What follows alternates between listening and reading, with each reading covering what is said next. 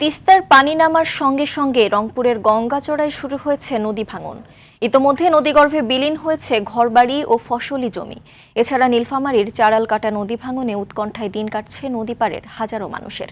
এদিকে বর্ষা মৌসুমের শুরুতে ভয়াবহ হয়ে উঠেছে ঝালকাঠির সুগন্ধা নদীর ভাঙন। অন্যদিকে বান্দরবান জেলা শহরের সাঙ্গু নদীর তীব্র ভাঙনে চরম ঝুঁকির মধ্যে রয়েছে অর্ধ শতাধিক পরিবার। প্রতিনিধিদের পাঠানো রিপোর্ট জানাচ্ছেন আবরার মাহি। তিস্তার পানি নামতেই যেন আরো ভয়ঙ্কর রূপ নিয়েছে নদী ভাঙন। জেলার গঙ্গাচড়া উপজেলার কাচারিপাড়া, বাগডোহরা ও কোলাকন্দ এলাকায় প্রতিদিনই নদী গর্ভে হারিয়ে যাচ্ছে বসতভিটা, ফসলি জমি আর মানুষের স্বপ্ন। স্থানীয়দের অভিযোগ, ভাঙন রোধে নেই কার্যকর উদ্যোগ। গাছ গাছরা জমি জমা মুহূর্তের মধ্যে রাতের মধ্যে শেষ হয়ে গেছে। ভাঙতি আস্তে আস্তে আস্তে এই পাকে পারে আছি কাইমি। এখন তো নিঃস্ব।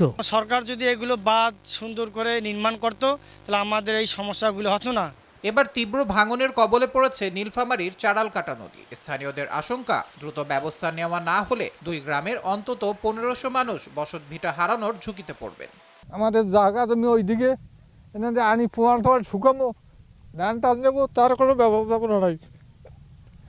আমরা ধ্বংস হয়ে যাচ্ছি। দিন যতই যায় তত কিন্তু এই নদীটি ভেঙে ভেঙে ভেঙে ভেঙে এই বাড়ির কাছাকাছি আসতেছে।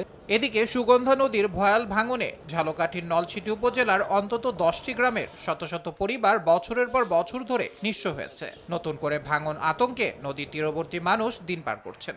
বর্ষায় ভাঙ্গিয়ে যাইতে আছে, যদি বাটটা না দেয় তাতে আমার ঘরবাড়ি সবিতে গ্রামই তলাই যাইবে। এই জায়গায় মসজিদ আছে, মাদ্রাসা আছে, শত শত পোলাপান এই জায়গায় পড়ালেখা করে, কিন্তু এরা পড়ালেখা করবে কেমনে? এই নদী ভাঙে দেখেন কত দূর পর্যন্ত ঢুকে গেছে, আর অল্প একটু বাকি আছে।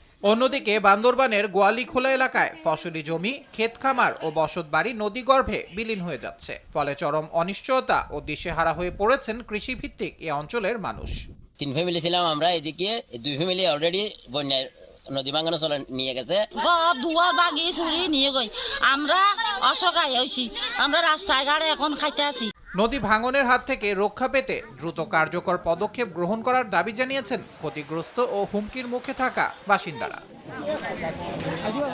আবরার মাহি, RTV।